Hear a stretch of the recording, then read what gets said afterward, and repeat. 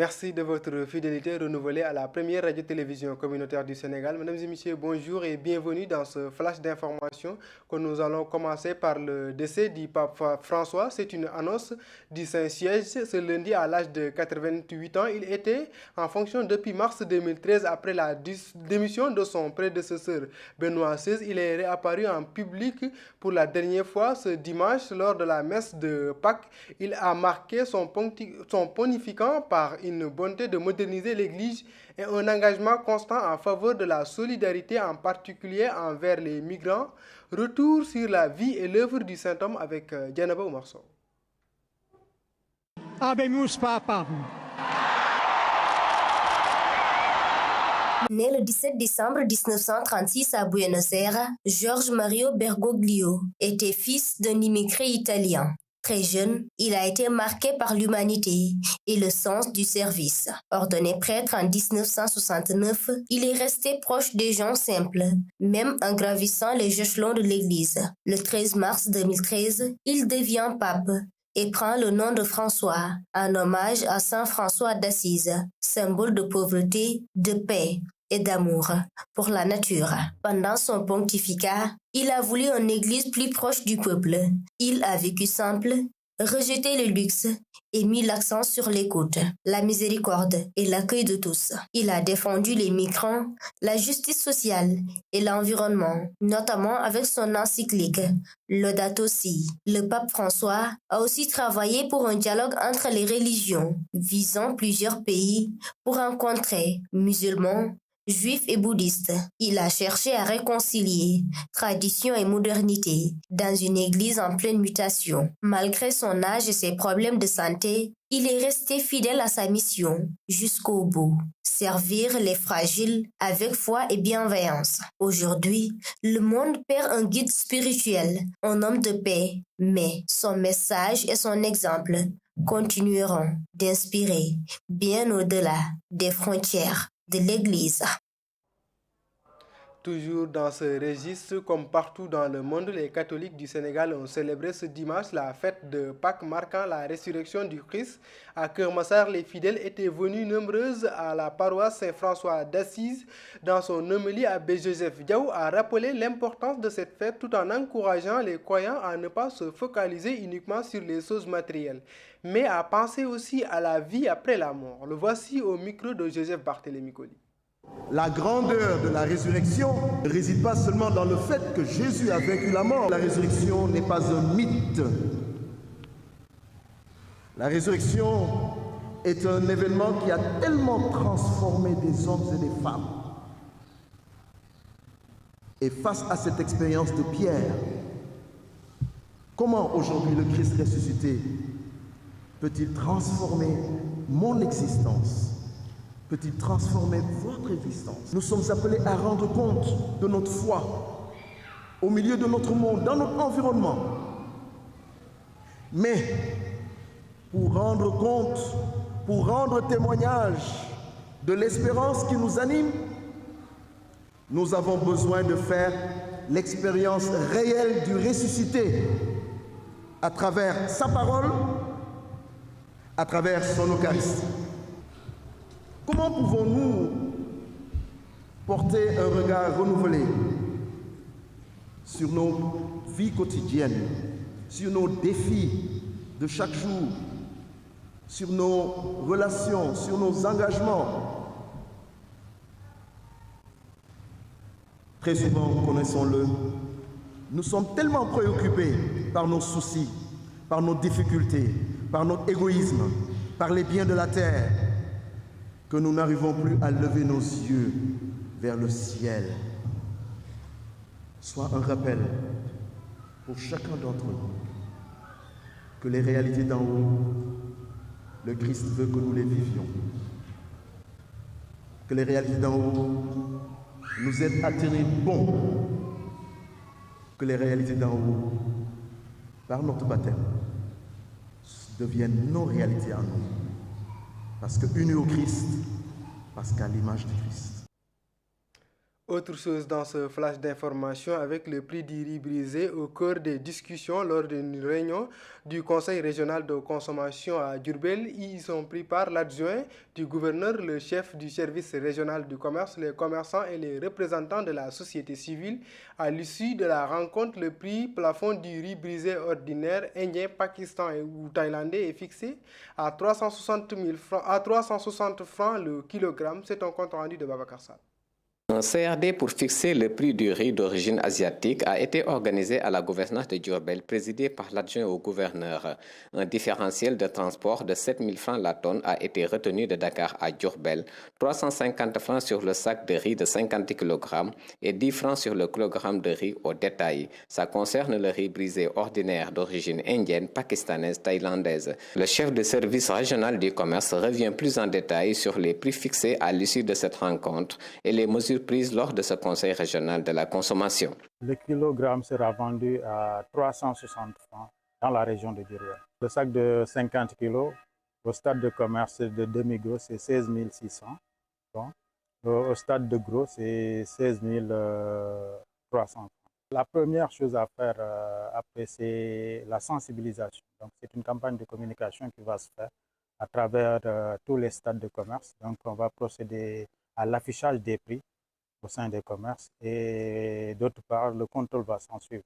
Donc, on va gérer l'application des prix à travers un contrôle nécessaire au niveau de tous les quartiers et dans tous les départements. L'application des prix pose des problèmes, mais le gouverneur, hormis les mesures citées par le commissaire aux enquêtes économiques, chef du service régional de commerce, l'administration va prendre toutes les dispositions nécessaires pour que ces prix arrêtés soient respectés sur le terrain. À cet effet, je voudrais dire qu'il y a bien sûr le service régional du commerce, mais il y a aussi les forces de défense et de sécurité qui vont être déployées. En plus de cela, on va avoir un groupe de volontaires qui va venir appuyer ces différents services que je viens de citer. Tout cela allant dans le sens de faire appliquer au mieux ces prix. Les consommateurs, beaucoup d'entre eux confondent prix plafond et prix au marché. Le patron des commerçants nous explique la différence. Un prix plafond, c'est-à-dire un prix que les commerçants ne doivent pas dépasser. Donc, personne ne doit vendre le kilogramme du riz concerné au-delà de 360 francs. Donc, c'est ça le prix plafond. Et donc, parfois, le prix sur le marché peut être inférieur au prix plafond. Donc, et ça, c'est accepté par la réglementation. Ce conseil régional de la consommation a vu la participation des commerçants, des consuméristes et autres acteurs de la société civile de la région de Diourbel pour que l'information soit relayée partout. Merci beaucoup, Babacar Sall. Nous parlons d'autre chose, le discernement numérique, la sécurité et la culture numérique. C'est le sujet de la rencontre organisée par le Forum civil à Kolda. L'objectif est d'armer les jeunes à mieux utiliser les TIC en affaires, des citoyens bien préparés à tirer profit du numérique en droite ligne avec le programme New Deal Technologie des nouvelles autorités. Abdou Diaw, compte rendu. Savoir utiliser le numérique est un impératif pour nos sociétés, surtout pour les plus jeunes. Le Forum civil a initié des activités de sensibilisation pour faire du numérique un levier de citoyenneté active. Et le Forum civil mise sur les jeunes collégiens et lycéens pour faire face à une stratégie saluée par la responsable des clubs d'intégrité et de citoyenneté active élève au lycée Alpha Molo Baldé. Déjà, j'aimerais remercier M. Birahim Seck du Forum civil ainsi que M. Kamara. Parce qu'aujourd'hui, je peux dire que si je rentre chez moi, ce n'est pas seulement moi qui ai appris en fait. Même ma famille a appris, mes amis ont appris parce qu'une fois rentré chez moi, je vais le démultiplier. À l'école, je vais démultiplier. Dans mon club SICA, je vais démultiplier. C'est-à-dire qu'aujourd'hui, les jeunes sont vraiment victimes des réseaux sociaux, des négativités des réseaux sociaux. Et ce qu'ils ont fait, c'est vraiment un très bon travail parce qu'aujourd'hui, nous les jeunes, on peut savoir quel est l'impact de l'utilisation des réseaux sociaux. Ce programme du Forum civil va se poursuivre dans les autres régions, accompagner ainsi les autorités dans cette nouvelle dynamique de mise en œuvre du New Deal technologique. Armer les plus jeunes à mieux discerner ce qui se passe dans la toile, le coordinateur national du Forum civil qui a fait le déplacement. Pour sensibiliser les jeunes sur les dangers d'Internet, sur les risques d'Internet, mais également sur les opportunités que peut fournir l'outil Internet. Donc c'est la première activité que nous avons réalisée dans le cadre de ce projet sur l'éducation numérique au niveau de Kolda. Et nous comptons également le démultiplier dans d'autres localités du Sénégal, dans d'autres départements du Sénégal. Donc nous avons quand même eu une très belle prestation de la part du formateur qui a quand même initié les élèves sur les différentes notions de la sécurité numérique et comment les élèves, mais également les jeunes, doivent se comporter sur Internet et qu'est-ce qu'ils doivent éviter en termes d'atteinte au droit privé, en termes également d'atteinte à l'ordre public, mais également surtout de dévier les pièges du cyberharcèlement, mais également d'autres types de méfaits que les jeunes peuvent subir sur Internet. Reste simplement à souhaiter que ce processus puisse atteindre le maximum de jeunes afin d'avoir des citoyens mieux outillés pour éviter les pièges multiples de la toile. Culture pour boucler ce flash d'information. Comme à l'accoutumée, la commune de Fissel-Mbadane a tenu son Miss annuel, un événement culturel sérère dirigé par les Saltigui avant l'hivernage, marqué par la présence des autorités locales et administratives. Pape Kairi nous en dit plus. Les populations sont sorties en masse assister au Miss, un rituel sérère inscrit dans l'agenda culturel de Fissel à l'approche de chaque hivernage.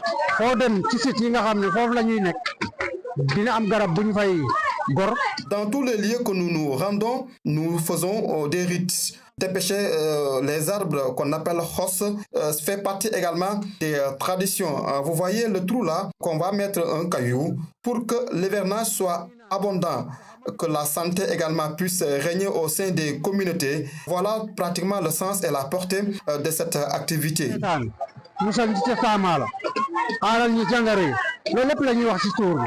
Après avoir assisté à ces coutumes, le sous-préfet de l'arrondissement doit recevoir en dernier lieu le saltigué, gardien du patrimoine spirituel. Fafay est venu ici à Mbadane pour ainsi rencontrer en tout cas les autorités. On l'appelait saltigué Ndiobène. Chaque année, il vient à la rencontre soit du gouverneur, du préfet pour discuter avec lui. En tout cas, c'est la tradition et la coutume. Pour une meilleure organisation de cette tradition à Fissel, l'autorité administrative compte prochainement mettre en place un CLD. Nous sommes fortement ancrés dans nos traditions et nos cultures et nous devons tout faire pour les préserver. Ce à quoi nous assistons aujourd'hui montre toute l'importance de cette cérémonie. Comme l'a souligné Monsieur le maire, nous allons mieux nous préparer la prochaine fois. Il faut nous